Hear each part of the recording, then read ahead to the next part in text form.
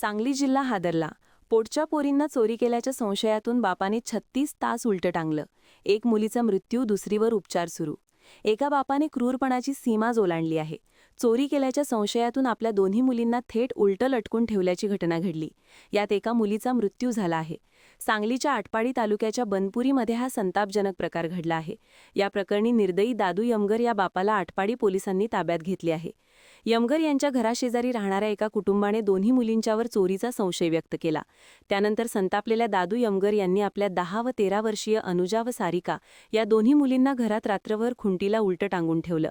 यामध्ये सारिका यमगार हिचा तडफडून मृत्यू झाला आहे, तर अनुजा हिची प्रकृती गंभीर असून तिच्यावर आटपाडीतील रुग्णालयामध्ये उपचार करण्यात येत आहेत.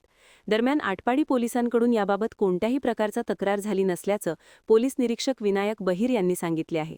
मात्र या घटनेने आटपाडी तालुका सुन्न झाला आहे. दोन्ही चिमुकल्या रात्रभर वेदनेने तडफडत पाणी पाणी अशी आर्त हाक देत होत्या. मात्र निर्दयी आईवडिलांनी त्यांना पाण्याचा थेंबही दिला नाही. वेदना असह्य झाल्याने सानिकाने रात्रीच प्राण सोडले. सर्वात धक्कादायक बाब म्हणजे मुलगी मृत आणि उलटी टांगलेल्या अवस्थेत असतानाही आईवडील त्याखाली निवांत झोपले होते. गुरुवारी सकाळी आजोबांनी मुलींना खाली उतरवलं, मात्र तोपर्यंत उशीर झाला होता. सानिका मृतावस्थेत आढळली. महान कार्य न्यूजसाठी आदी माने, मिरज. आज दिनांक 26/3/2026 रोजी ग्रामीण रुग्णालय आटपाडीतून दुपारी वैद्यकीय सूचना प्राप्त झाली की मुलगी नामे ऋतुजा यमगर ही मृतावस्थेत दाखल झालेली आहे.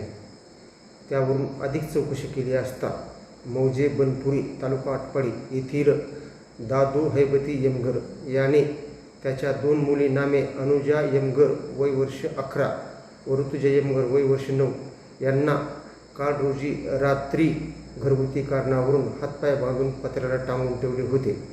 त्यामध्ये अनुजा यमगर ही गंभीर जखमी झाली असून तिला जीवे ठार मारण्याचा प्रयत्न केला असल्याने तिच्यावर आटपाडी येथे उपचार चालू आहेत. व ऋतुजा यमगर हिला हातपाय बांधून लटकून जीवे ठार मारून तिचा खून केला असल्यामुळे तिचं पोस्टमॉर्टम करून प्रेत नातेवाईकाच्या ताब्यात दिलं आहे.